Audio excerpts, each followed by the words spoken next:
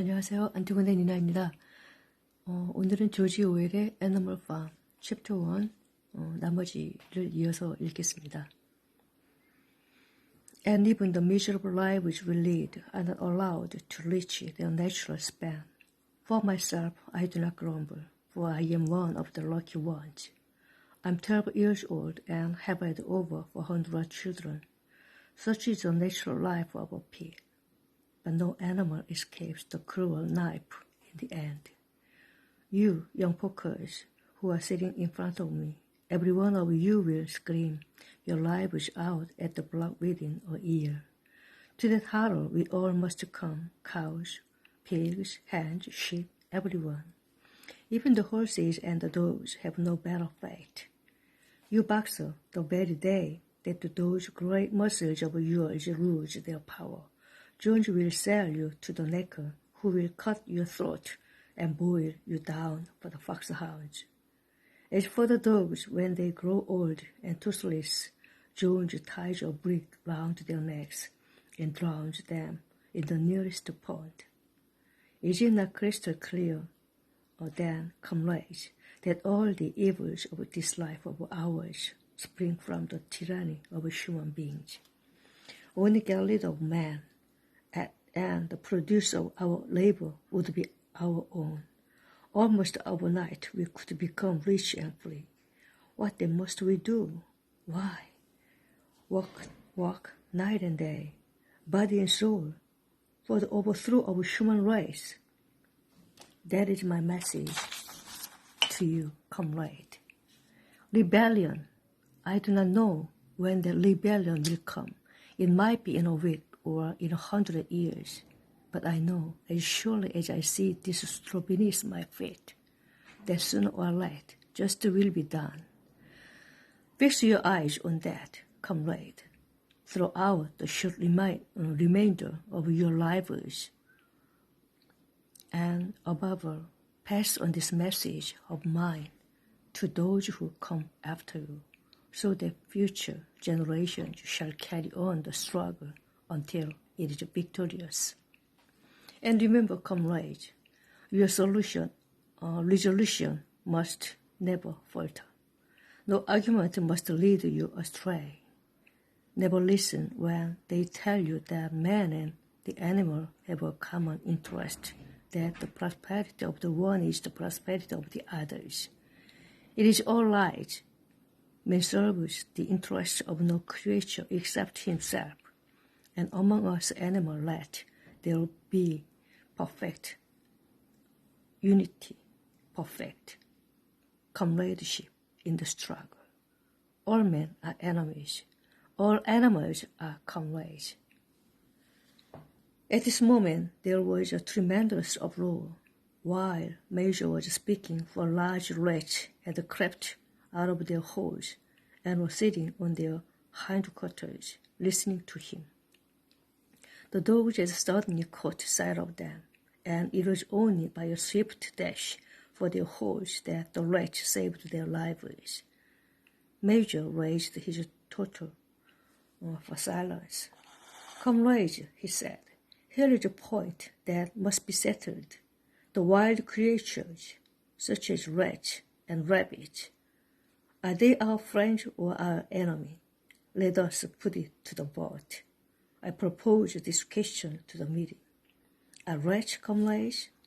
The vote was taken at once, and it was agreed by an overwhelming majority that rats were comrades.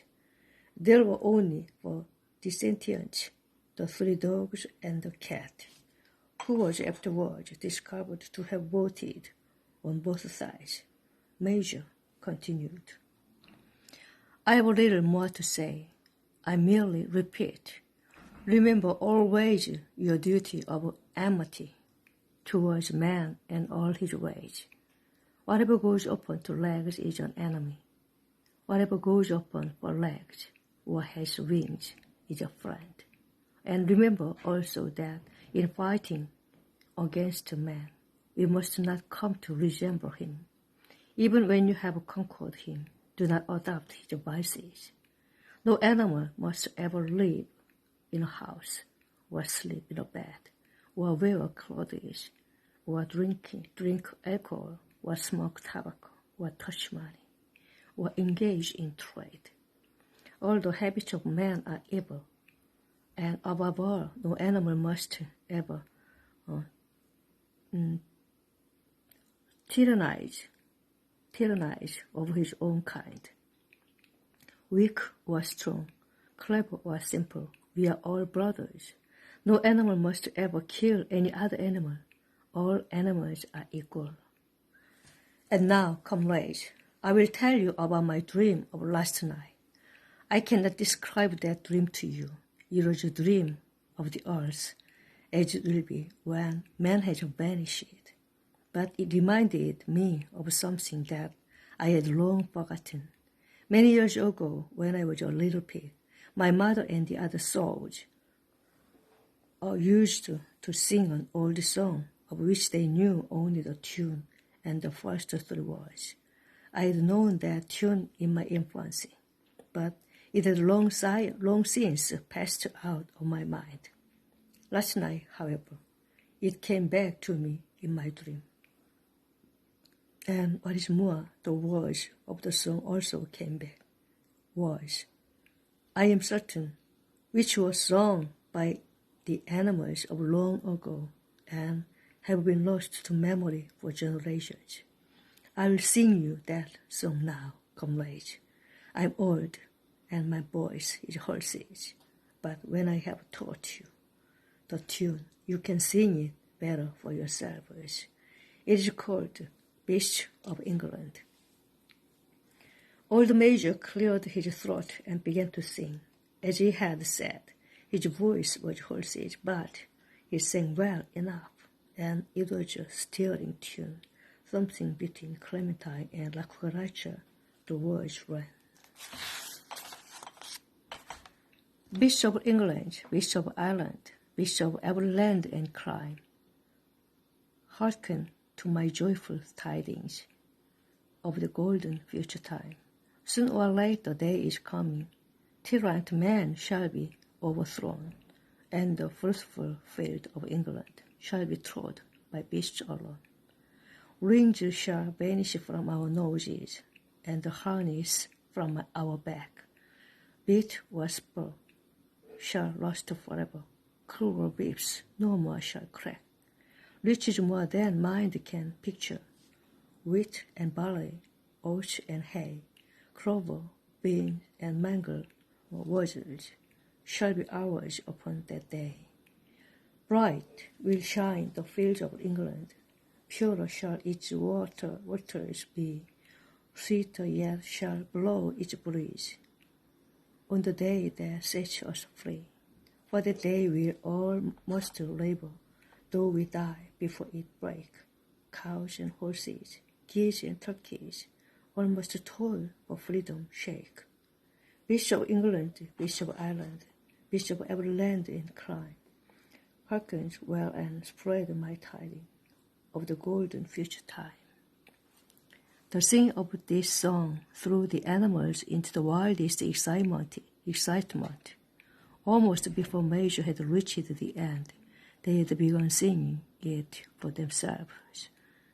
Even the stupidest of them had already picked up the tune and a few of the words, and as for the clever ones, such as the pigs and dogs, they had the entire song by heart within a few minutes, and then, after a few preliminary tries, the whole farm burst out into Beasts of England in tremendous unison.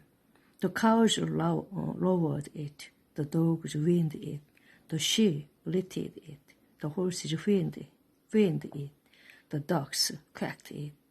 They were so delighted with the song that they sang it right through 5 times in succession, and might have continued singing it all night if they had not been interrupted.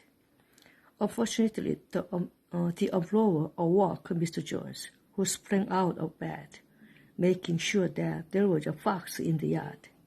He seized the gun, which always stood in a corner of his bedroom, and let fly a charge of number 6 shot into the darkness.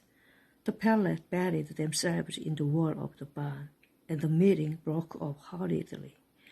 Everyone fled to his own sleeping place. The boys jumped onto their perches. The animals settled down in the straw, and the whole farm was asleep in a moment. 여기까지 읽었습니다. 고맙습니다.